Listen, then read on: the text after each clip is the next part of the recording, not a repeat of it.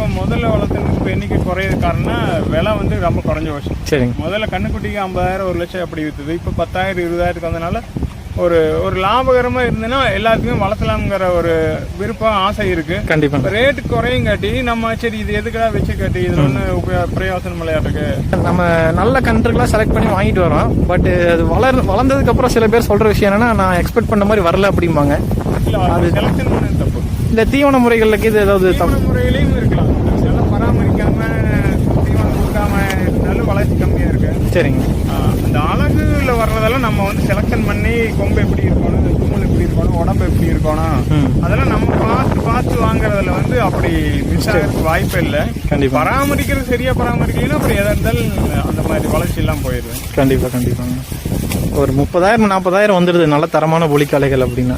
கண்ணுக்குட்டிக்கு 30,000 40,000. பெரிய காளைன்னா ஒரு 1 லட்சத்துல இருந்து 2 லட்சம்